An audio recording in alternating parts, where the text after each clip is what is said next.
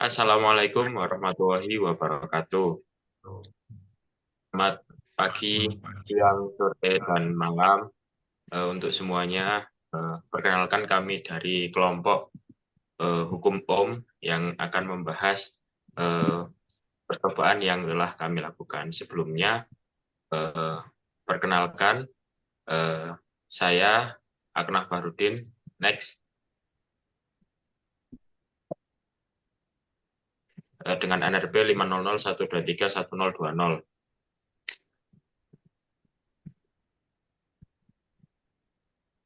Dan teman saya Muhammad Fikri dengan NRP 50012311105, Muhammad Iwanul Fikri 501231003, terus kemudian Nabil Aska Naufal Akbar dengan NRP 501231142. Eh, Presentasi ini dibuat dengan tujuan yaitu untuk memenuhi tugas akhir dari mata kuliah metode analisis pengukuran dengan dosen pengampu Ibu Susilo Indrawati MSI. Oke, selanjutnya akan dijelaskan oleh teman saya.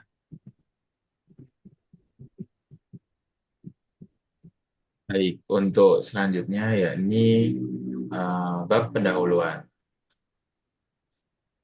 Pada bab ini memiliki latar belakang, yakni hukum Ohm merupakan arus listrik yang mengalir melalui suatu konduktor linear yang akan berbanding lurus dengan tegangan yang diterapkan padanya, dengan syarat suhu dan keadaan fisik konduktor tersebut tetap. Next.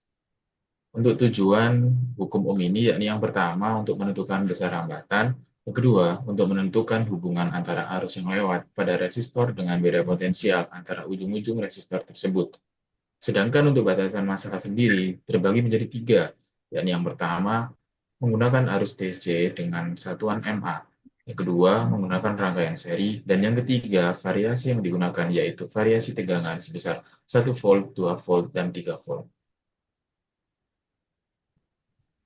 Kemudian ada tinjauan pustaka. Untuk dasar teori pertama adalah potensial.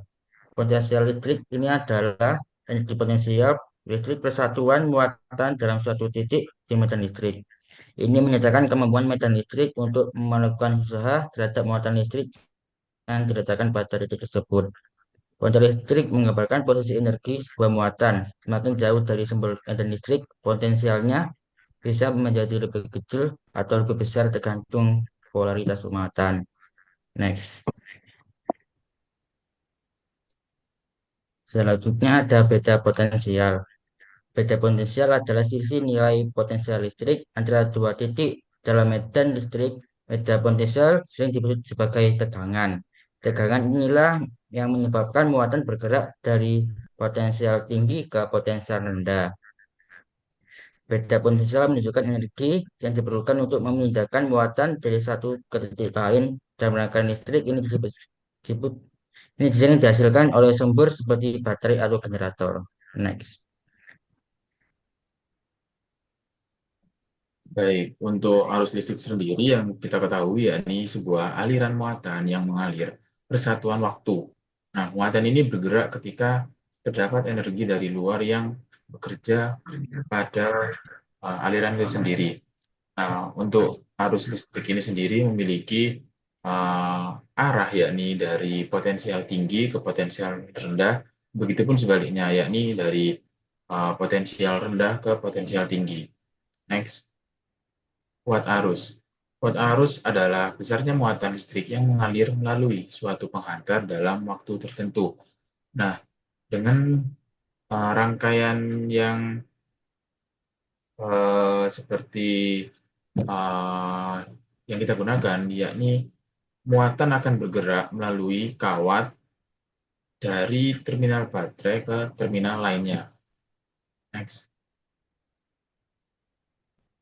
Oke, selanjutnya masuk pada bab rapat arus. Menurut Sutopo tahun 2023, rapat arus didefinisikan sebagai arus listrik yang mengalir dalam kawat dengan luas permukaan. Atau bisa diartikan rapat arus merupakan besaran vektor karena mempunyai arah dan aliran. Arah dari rapat arus ini sendiri sejajar dengan vektor satuan luasan yang ditembus entitas itu. Rapat arus ini sendiri merupakan suatu entitas yang berkaitan erat dengan rapat entitas persatuan volume. Next. Yang selanjutnya yaitu resistor. Menurut Halliday tahun 2008, resistor merupakan komponen elektronik yang dirancang supaya memiliki resistensi terhadap aliran arus listrik dalam suatu rangkaian listrik. Kebanyakan rangkaian listrik menggunakan perangkat perangkat resistor ini. Ada dua jenis resistor yang umum digunakan. Yang pertama yang mengandung karbon dan yang kedua resistor yang mengandung lilitan kawat. Next. Oke, kita masuk pada resistansi. Menurut Halliday, Resnick, dan Walker tahun 2013, resistensi memiliki pengertian kemampuan suatu benda untuk menghambat aliran arus listrik. Eh, Bisa dikatakan suatu benda apabila memiliki resistansi yang besar, maka eh, hambatan akan kecil. Next. Oke, nah resistivitas ya. Jadi salah satu hal yang cukup terkait dengan hukum ini adalah resistivitas dari sebuah bahan.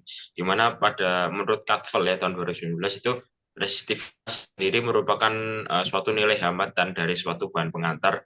Nah, pada dasarnya semua konduktor itu memiliki nilai resistivitas sendiri dengan nilai yang berbeda-beda. Jadi pada dasarnya, secara simpelnya, resistivitas ini adalah suatu besaran yang menunjukkan bagaimana suatu bahan itu dapat menahan kuat arus listrik seperti itu.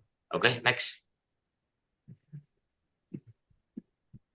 Oke, nah jadi dalam percobaan hukum Ohm ini, di mana hukum Ohm sendiri itu adalah salah satu hukum dasar ya dalam fisika yang di mana menurut yang ditulis oleh Gian Colli pada 2016 itu menunjukkan bahwa prinsip dasar fisika yang menjelaskan hubungan antara tegangan, arus, dan resisten, di mana hubungan tegangan dengan arus adalah berbanding lurus dengan konstanta berupa resisten. Oke, next. Nah, dalam dunia listrik, kita tuh sering mengenal bahwasanya ada yang namanya arus konvensional dan juga arus elektron ya, di mana ini dua hal yang cukup berbeda ya. Nah, menurut Widodo, di mana arus elektron sendiri itu dia memiliki prinsip ya, di mana itu adalah pembawa muatannya adalah elektron, di mana elektron adalah sebuah muatan yang di mana dia bergeraknya dari kutub negatif menuju ke kutub positif. Nah, di arus konvensional sendiri itu adalah arus yang sebaliknya. Jadi dia bergerak di antara kutub positif ke kutub negatif. Jadi yang bergerak pada arus konvensional ini adalah sebuah hole, di mana hole ini adalah suatu lubang yang seakan-akan ada akibat dari pergeseran arus elektron, sehingga kemudian akibat pergeseran itu sehingga arah geraknya itu berlawanan dengan arah gerak elektron. Oke, next.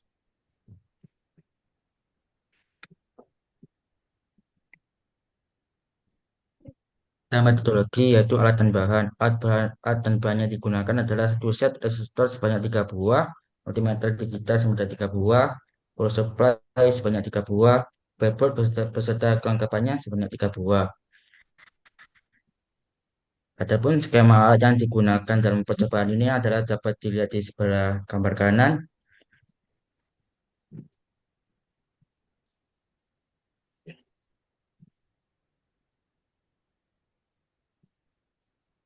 Oke, baik, masuk pada diagram alir. Untuk diagram alir eh, dibagi menjadi dua.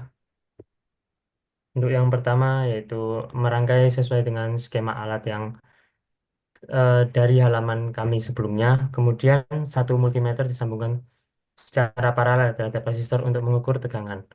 Kemudian satu multimeter itu dihubungkan secara seri terhadap resistor untuk mengukur arus.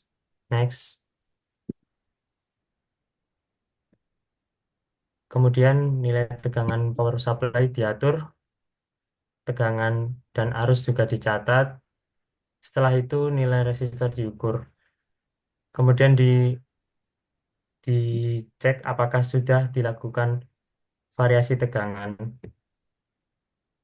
Apabila sudah, maka masuk ke langkah yang selanjutnya, yaitu mengecek kembali apakah sudah dilakukannya variasi resistor. Apabila langkah-langkah tersebut sudah dilaksanakan, maka hukum Ohm bisa diambil data data. Next.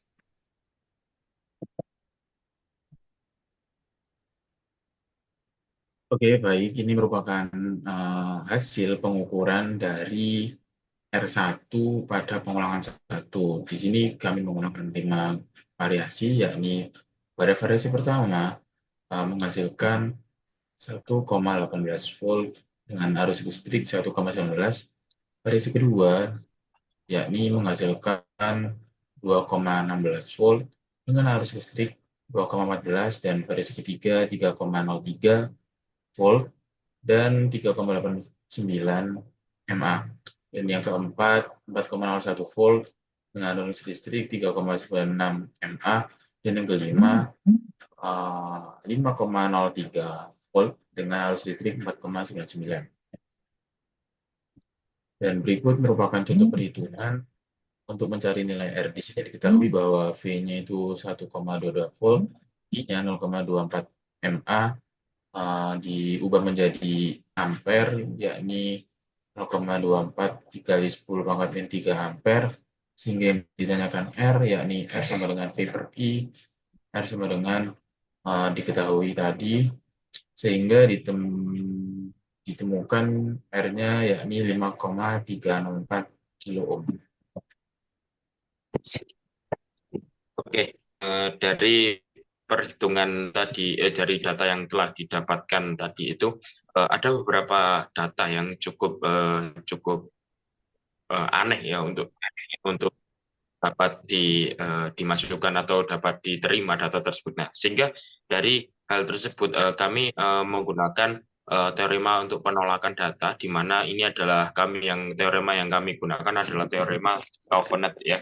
Jadi untuk perhitungannya adalah pertama-tama kami menghitung arus rata-ratanya yang seperti pada atas itu ya.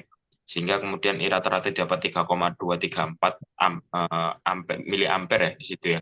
Nah, terus kemudian setelah didapat rata-rata, kita menghitung standar deviasi, di mana seperti ini. Mohon maaf ya gambarnya terpotong ini karena panjang sekali ininya. Nah, terus kemudian didapat standar deviasi sebesar 1,37. Nah, kemudian untuk menghitung kriteria Covenant-nya, sehingga habis itu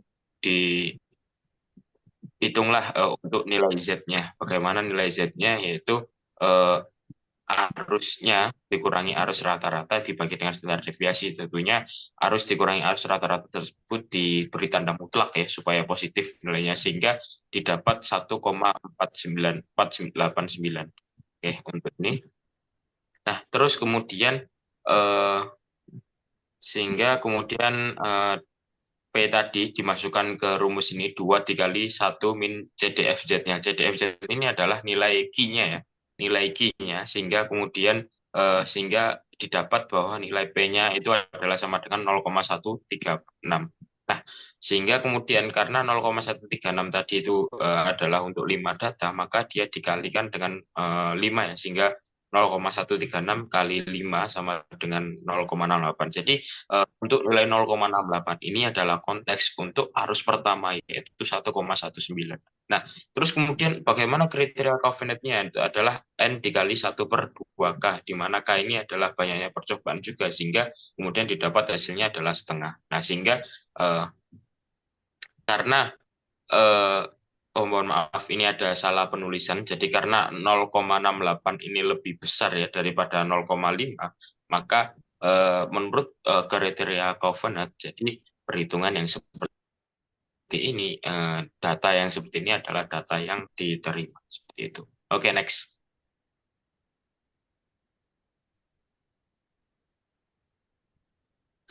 Oke, untuk tadi hasil perhitungan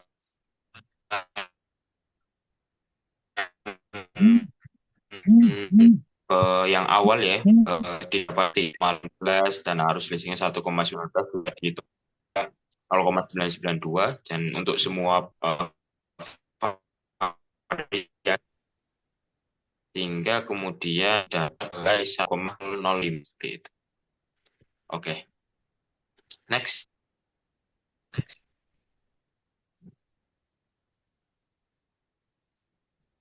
Oke, nah tadi untuk tabel hingga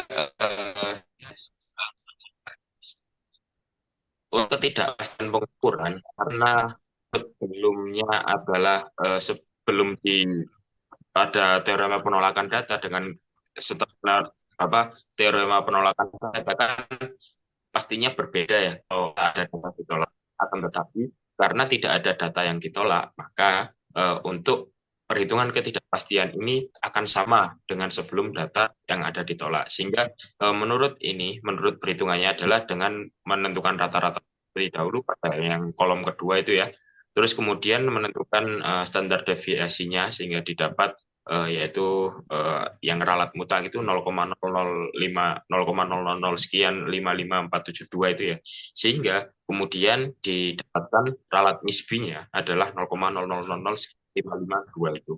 Nah, terus kemudian didapat berapa persen sih kesaksamaannya itu 99,99% kesaksamaan pengukuran. Nah, terus bagaimana hasil pengukurannya ya? Hasil pengukurannya adalah rata-ratanya yaitu 1,00492 plus minus 0,000055472 seperti itu. Oke, next. Oke.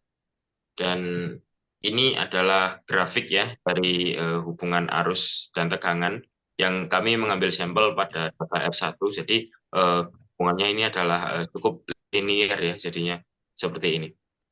Jadi di situ menunjukkan bahwa ketika arusnya 1,5 ya di sininya juga 1,5 gitu. Arusnya 1,5, tegangannya juga 1,5. Sehingga dapat dibuktikan bahwa hukum Ohm ini adalah menyatakan bahwa arus dan tegangan pada grafiknya ini adalah berbanding lurus. Oke, next.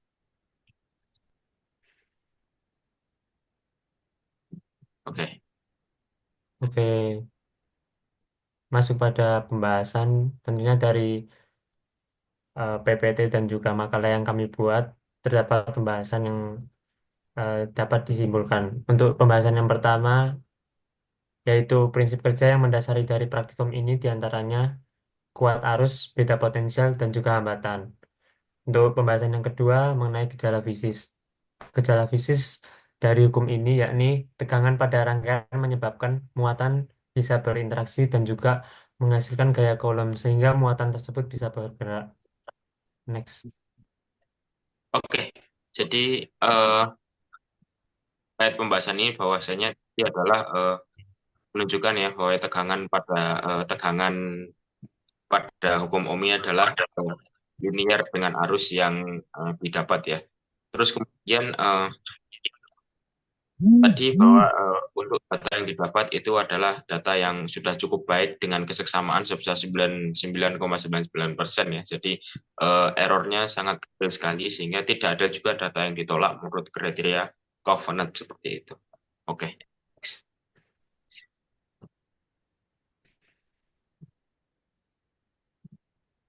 Baik, beralih untuk kesimpulan ya, ini pada poin pertama ditemukan atau kita peroleh hasil pada rata-rata pada R1 ya, ini sebesar 0,99 kilo ohm, R2 dengan 2,02 kilo ohm, dan R3 sebesar 3,12 kilo ohm.